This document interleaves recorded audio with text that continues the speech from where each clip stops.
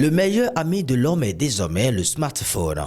Du moins, c'est ce qu'on peut penser si on s'en tient aux innombrables personnes qui regardent le téléphone portable partout où elles vont et semblent incapables de le poser pendant quelques minutes. Pas étonnant, après tout, ces appareils de communication sont à la fois pratiques et de plus en plus polyvalents. Cependant, les améliorations technologiques des téléphones portables modernes ont également un inconvénient. Ils dysfonctionnent vite et une fois qu'ils sont cassés, un professionnel doit généralement s'en occuper. C'est le cas de Ignace qui fait recours à Ferdinand Zoumeno, réparateur de portables, sans doute pour un problème technique. Je suis venu réparer l'un de mes portables qui a un problème de bout de charge.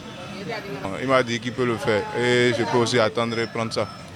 Il y a ce problème de bout de charge qui se répète souvent parce que en voulant placer le portable, en voulant mettre le portable en charge, on essaie d'appuyer sur ce bout de charge qui a des problèmes de temps en temps.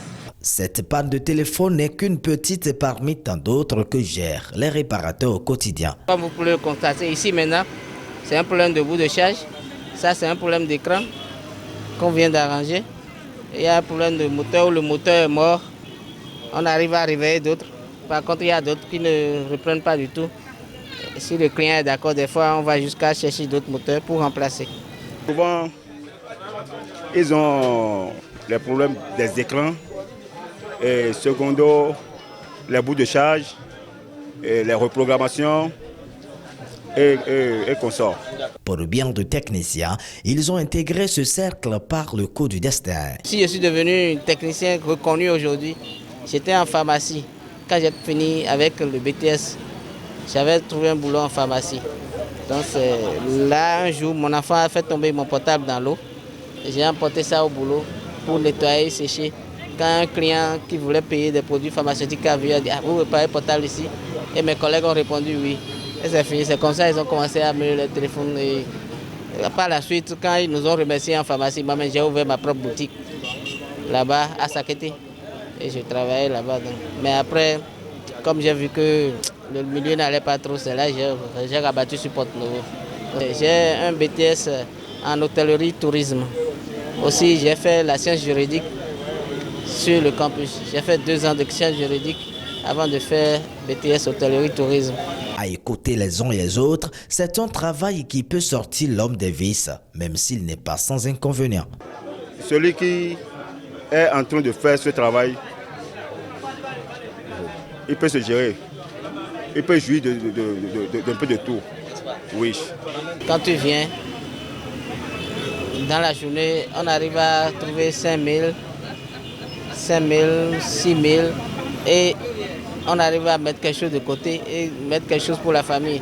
J'ai déjà payé un véhicule dedans par exemple, j'ai payé terrain dedans, je suis en train de construire même dedans. Donc tout ce que l'homme peut faire, j'arrive à faire ça dedans quand même. Les accidents de travail, par exemple, vous prenez un portable que vous voulez réparer, par exemple un bout de charge, le clan peut briser. Et vous pouvez ouvrir un portable qui marche bien, ça peut s'éteindre et ne plus se rallumer. Mais entre problèmes de portable et honnêteté des professionnels, les avis varient. En général, les techniciens ne sont pas honnêtes. Ils ne sont pas souvent honnêtes parce que la majorité parmi eux nous dribble, nous les clients, et nous dribble. Et donc c'est rare de trouver un technicien un peu honnête. Alors qu'il faut ça dans leur travail. Dans toutes choses qu'on nous fait, il faut l'honnêteté, c'est très important. Les gens disent que les techniciens sont fous, mais moi, je n'ai jamais été fou avec quelqu'un. Les gens peuvent avoir l'idée, mais j'ai jamais... Mais par exemple, quelqu'un qui vient et dit, il est fou, il a enlevé quelque chose dans mon appareil. Qu'est-ce qu'on va enlever dans l'appareil? L'appareil qui fonctionne, qui avait une autre panne pour venir. Si tu enlèves, tu te fais de la contre-publicité par exemple. Par exemple, tu enlèves quelque chose maintenant, il l'amène, ça n'a pas marché, il l'amène chez un autre technicien. L'autre va remarquer qu'il y a quelque chose qui est enlevé. S'il lui dit ça, c'est fini. Ça dit cette dernière ne viendra plus vers toi. Parce qu'il va dire que tu es un voleur, tu as enlevé quelque chose dans son portable. Donc ça là, les gens ont raison pour dire ça. Parce qu'il y en a, ils n'ont pas appris le métier. Ils n'ont pas appris. C'est des jeunes maintenant, ils ne connaissent même rien. Si c'est qu'ils avaient la connaissance aussi, ce serait bien.